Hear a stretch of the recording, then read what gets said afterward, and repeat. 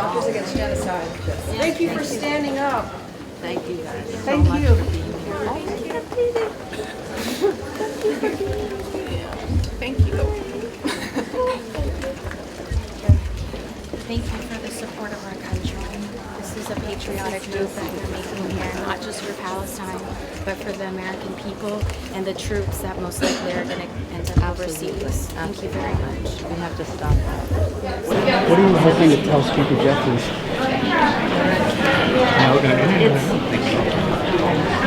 The entire world recognizes, and most of the United States recognizes that this is a genocide, and we know from experience that violence is not going to bring around peace.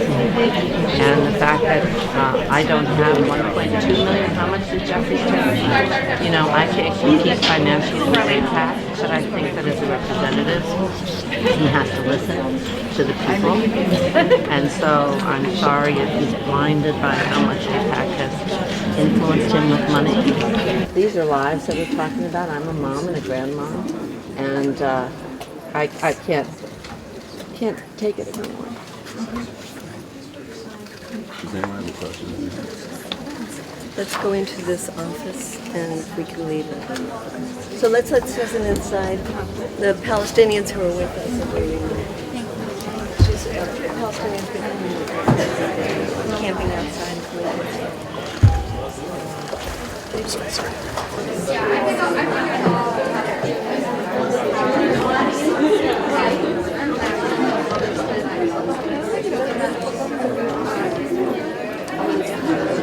I mean, like, they're having a very heartfelt discussion with the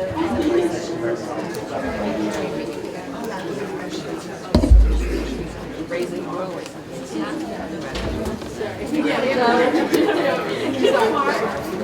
It was nice to talk to some of the people from Palestine and Afghanistan and other places where our presence is felt. You can feel their love and Well, yeah, it's very hard with the media the way that it is right now to try to find a way to get an alternative narrative out. So yeah, you can feel their frustration. I mean, I'm frustrated, and I don't have family members that are perishing.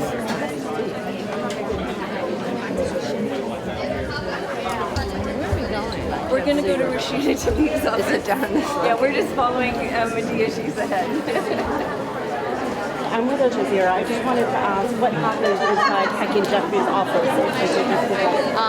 Well, I just basically listened to some of the women that have people that have been killed, martyred during the conflict, and their frustration with not being able to be heard. And I said that's my job to try to help them be heard and tell their narrative. Did any of his staff talk to you?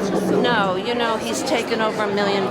These guys have taken over $1 million from AIPAC. So I didn't come with that. And with Congressman McCollum, how did Well, she's great because she's been for a long time, way before this, have been trying to talk about the fate of Palestinian children and has done a lot. Thank you. So I thanked her for that. We're just so thankful to you for coming here, for going both to the offices of Hakeem Jeffries that is determined to find a way to put on the House floor a bill that will include $14 billion to keep this massacre going. And now we're going to Rashida Tlaib, so maybe you could say something about how... Well, I wish that I had $1 million plus, which is what Jeffries has received, and Torres also, to try to have a conversation. But they clearly don't want to have a dialogue. They don't want to have a conversation, which to me makes it seem as if they're afraid to know the truth of what's actually going on. And I guess their AIPAC donors make that very difficult should they start to listen to what actually the rest of the world The rest of the United States, the bulk of the United States, wants a ceasefire. There's never been a peace that's been attained through violence. We have to have a permanent ceasefire and save the lives of all those people that are now basically in a corner, just being shot at like fish in a barrel, and very, as we know and was seen during the South African testimony, pages and pages and pages that clearly say this is a genocide. And so I'm here and very grateful to be here just to try to lend my voice to elevate the voices of all the people who have had so much loss and are fighting so desperately to not keep funding the genocide there. Because and also there are a lot of Americans that, don't understand why we're able to find billions of dollars for war, billions of dollars to a country that has health care, that has subsidized housing, that has free education, when we're told in this country it's impossible. So I think that's another element of people that need to be listened to. And so I'm very happy to be here, to be able to stand with these women, some of whom have had so much personal loss. And as a mom, I just can't bear any longer to see this kind of devastation when so many of the victims are children and women. I don't understand how people can turn a blind eye to that. I just don't understand it. So that's why I'm here. So we're going to go inside, and then she'll be available later for. Thank you. So we have to do How many? let's do 6 if that's okay.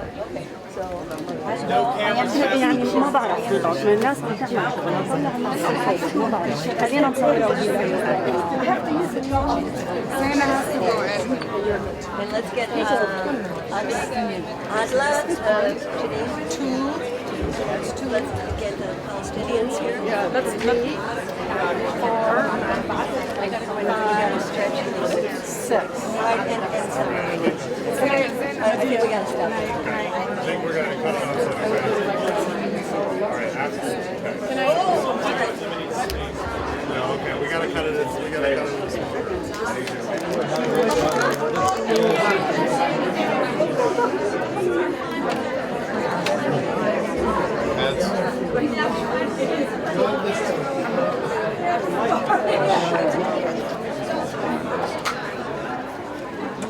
So we need a.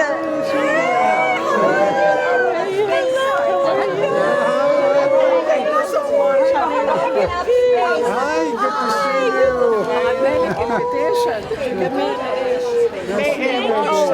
Okay, we'll see. That's visible to the world. Okay. I love you too. Hi, Rashida. Good to see you. And thank you for all your support. Of course. We all support Thank you you. I'm guys for behind raising the you. voices of all those in Gaza. Thank you. Really. We're all behind you. Thank you so much. I'm going to make sure that my staff talks to you about it. Yes. I'm going to go say hi to folks. Okay. You're really here, and we see it. We got this together. Thank you. Thank you. Don't put it in front of my hands, please. I didn't know you were here. Let's bring you down here. Okay. Congresswoman, you got it. Thank you so much. Thank you so much. We love you so much. We love you. Oh my gosh.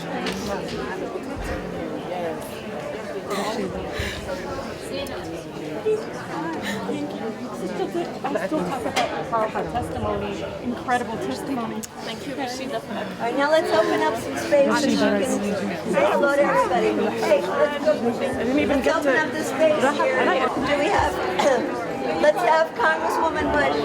Wait, Congresswoman, can we? Please, then, my Can I do a selfie? I have to. Congresswoman. Okay, I'm doing this selfie.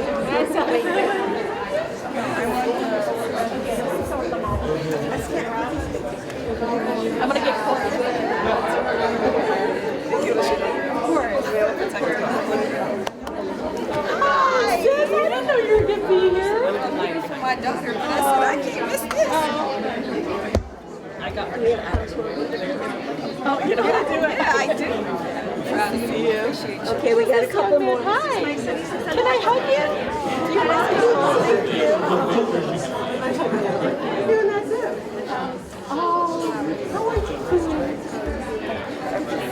I've been watching you. You've been doing incredible work. Thank you. You too, Braver. Of course. Solidarity forever. You all, this, what we have here in Rashida is not just about politics and policy. Rashida is defying everything that they're trying to silence us about. She is standing up for Palestinian rights. Her mere presence in Congress is making waves and making a difference.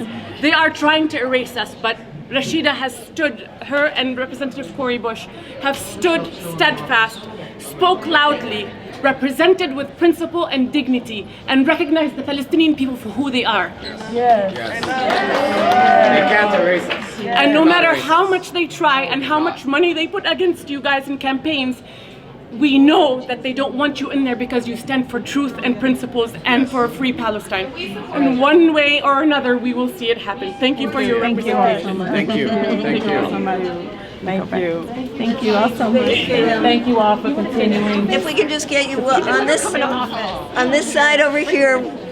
You should be able to have conversations. You know, they won't meet with me because they take over $1 million, both of them, from AIPAC. So I don't know how to make it clear that the rest of the majority of the world, I mean, the good news is I think we are at a turning point in terms of more people, if they're curious and they have an open mind, are learning about the history, are understanding it didn't start with October 7th. My agent said to me, you can't say that because it makes it seem like it's my fault. But how can you have an opinion and ignore that? And even if you, of course it's terrible if civilians are killed, and then have a ceasefire. So no more soldiers are killed, so no more civilians are killed, so no more, and try to work it out. You're not going to work it out by removing every breathing person from that area, and that's what they're trying to do. And I think that it's really damaging the reputation of the United States and Israel. You can't have the higher moral road anymore. It's so clear when everyone at the UN votes one way and then Israel and the United States vote the other. The public perception has changed tremendously over the past 10, 15 years when it comes to Palestine, especially among young Democrats. Voices like yours amplify their voices, amplify the voices of those who are standing with Palestine. How do you hope this impacts even more people? All I can contribute is my voice to amplify voices, and I think the more people are educated and the more they can identify, you know, everything has been done to make Palestinians seem less than human. And that kind of indoctrination starts so young for some people. And, you know, really serious Zionists are not going to change their mind. And that when I said to my agent when I was being fired, are you a Zionist? And Nancy said, of course I am.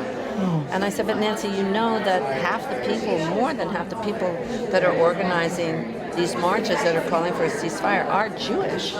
You have a choice, you know.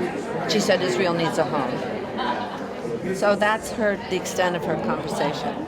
How do you think we can make a breakthrough in, you know, to their minds, and you can just look at Twitter when people tweet at, you know, just like you said, Jewish needs a home, all kinds of. How do we break through? What kind of messaging do you think that needs, the type of message that, you know, got through to you?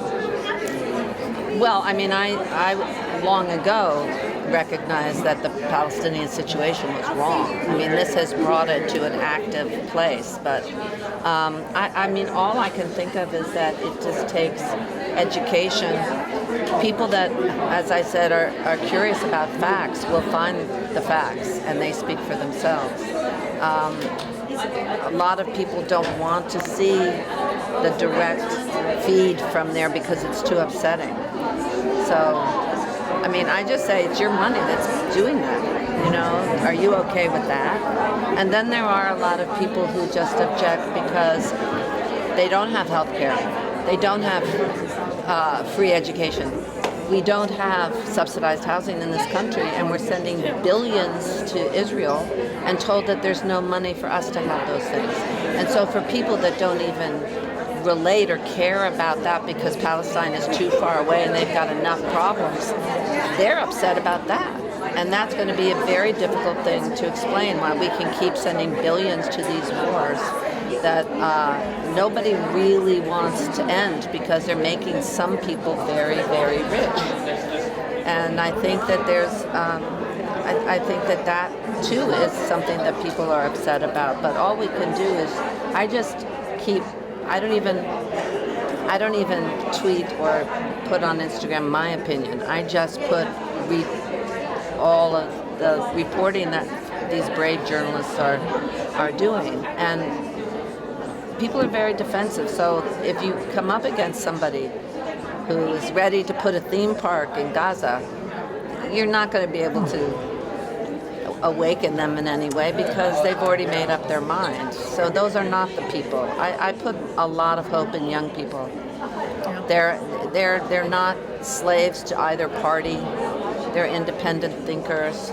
A lot of the Jewish youth are leading this, or organizing, the Jewish Voices for Change. I mean, I've been in contact with all these groups, and they're what give me strength and let me know that I'm in the right direction. I take my hope from them about this and their energy and their organization. I mean, it's unbelievable what they're doing. And that, it reminds me of when I was in college and Vietnam was happening. And, but they know even more. And they're really savvy in terms of how to use social media and how to organize and all of those things. And so I'm losing some people and I'm losing jobs, whatever, but I'm falling into that community. Do you feel like the action at Richie Torres' office today will change his mind? He wouldn't meet. Yeah. I didn't show up with over $1 million, which is what AIPAC has given him. So he wasn't interested in talking to me. And today's action what is your role here in this action today?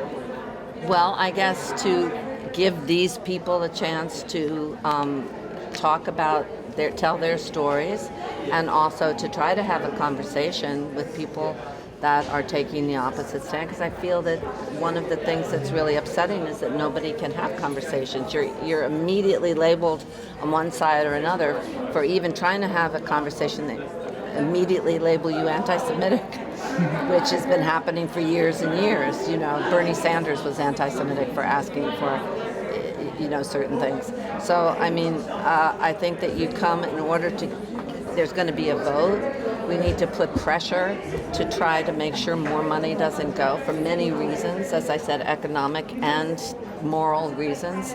And so I think we're all here just to make sure that that people within the United States and the world know that we haven't accepted this.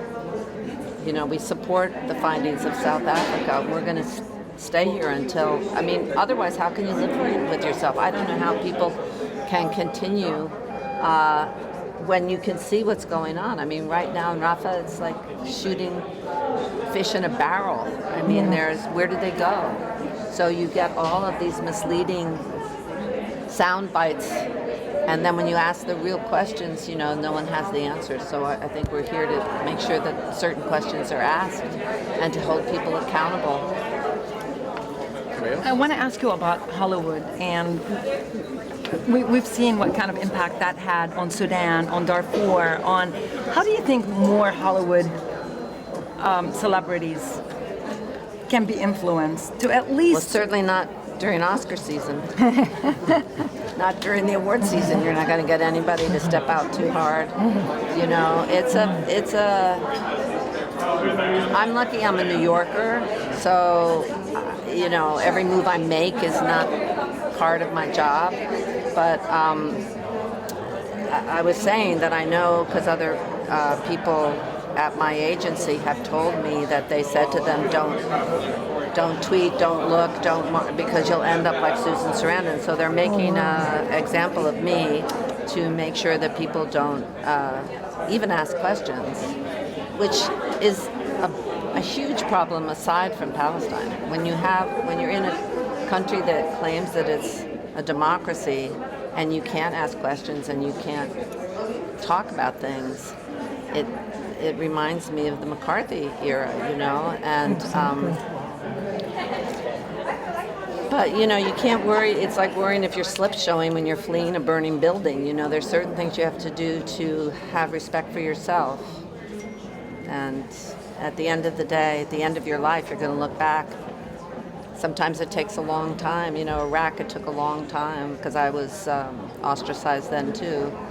But I'm really hopeful because of the kids. I can't say that enough. I find that they're really educated and passionate. What is your message to Gaza? This is going to be it, okay, guys? What is your message to the people of Gaza today as you stand here trying to defy the I will do whatever I can. We're with you. You are so brave and so honorable, and we've all learned so much by watching your struggles about so many things.